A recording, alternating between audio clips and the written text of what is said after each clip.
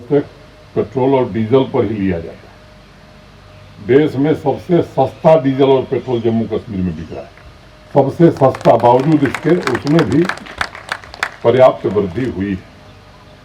और अंतिम बात मुझे लगता है कि संदर्भ में मुझे ये कहनी है कि 31 मार्च को किसी भी कॉन्ट्रैक्टर और किसी भी सप्लायर की वेरीफाइड बिल बची नहीं है, सब 31 मार्च को भुगतान कर दिया गया।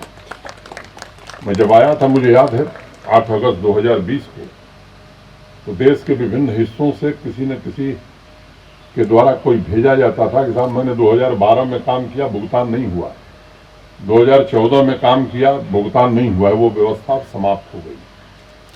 चाहे वो सैलरी हो, पेंशन हो, गृहतिथि हो, पीएफ फंड हो, सारे 31 मार्च को भुगतान कर दिए गए। और यही नहीं, जो सेंट्रली स्पॉन्सर्ड स्कीम्स हैं उनका भी स्टेट शेयर हमने 31 मार्च को पूरा जमा कर दिया। कोई विभाग नहीं जिसका पैसा नहीं जमा हो गया। इस बार कोई हुंडी भी नहीं ली है, बल्कि पिछले वर्ष की ली गई हुंडियां 2 वो भी हमने क्लियर कर दिया। ये एक नई व्यवस्था है। और जो विरासत में जम्मू कश्मीर बैंक से कर्ज लेकर के पेंशन चुकाया जाता था, उसमें भी एक बड़ी धनराशि इस बार हम लोगों ने जम्मू कश्मीर बैंक में जमा की है। और कल मुझे एनटीपीसी के चेयरमैन सीएमडी आए थे, पावर ट्रेडिंग कॉरपोरेशन के सीएमडी आए थे। उन्होंने कहा साहब पहली बार 22 साल में हम लोगों को पैसा मिला है जम्मू कश्मीर प्रशासन से। बिजली हम लेते थे, पैसा नहीं देते, तो ये पहली बार ऐसा हो सका है। मैं समझता हूं कि पूरे प्रशासन की प्रतिबद्धता, मिलजुल करके एक साथ काम करने की आदत, इसके कारण बहुत सारी चीजों में बदलाव आया और इसलिए सिस्टम आसान भी हुआ है, उत्तरदायी भी हुआ है और पारदर्शी भी हुआ है। ऐसी भी व्यवस्था है कि गांव में बैठा हुआ सामान्य नागरिक भी अपने गांव की परियोजना की निगरानी कर सकता है। वो देख सकता है कि उस परियोजना के लिए, उस प्रोजेक्ट के लिए प्रशासन ने कितना पैसा खर्च किया है और काम कैसा हो रहा है। आज कोई भी काम बिना एडमिनिस्ट्रेटिव अप्रूवल के और ही टेंडरिंग के नहीं हो पा रहा है। मैं आप सबके ध्यान में है कि 15 साल, 20 साल, 25 साल में परियोजनाएं पूरी नहीं हुई और इसलिए लैंग्वेजिंग प्रोजेक्ट, एक नई योजना यहाँ शुरू हुई।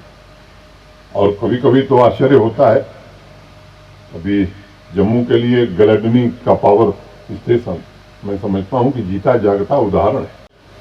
और 2008 से लेकर के और 2022 अभी कुछ दिनों पहले मैं कहूँ कि वो मदर फीडर है पूरे जम्मू रीजन का, तो इस पर ध्यान नहीं दिया गया। और गलडनी पूरी क्षमता से काम करेगा और मैं उम्मीद करता हूँ कि इस बार गर्मियों में जम्मू शहर और जम्मू रीजन, इन दोनों में बिजली की दिक्कत नहीं होगी।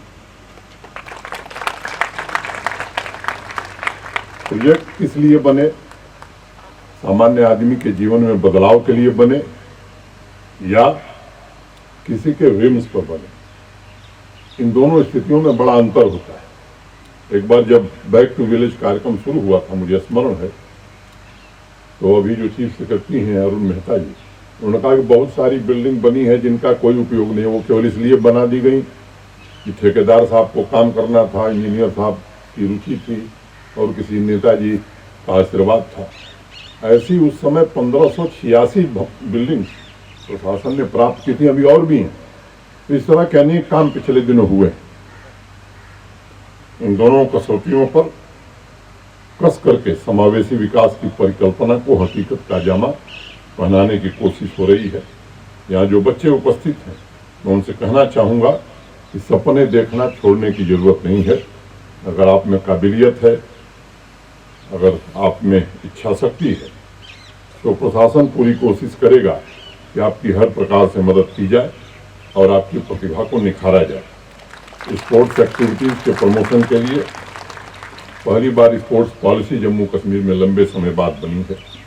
2014 से हमारे प्रतिभाशाली खिलाड़ियों को एक न्यायालय के आदेश के कारण, या मैं कहूँ कि कुछ लोगों की मिली भगत के कारण सरकारी नौकरी नहीं मिलती थी। अब जिन लोगों ने स्पोर्ट्स के क्षेत्र में उत्कृष्ट प्रदर्शन किया है उन्हें गजटेड से लेकर के नॉन गजटेड पदों पर नौकरी देने का अभियान भी शुरू हुआ।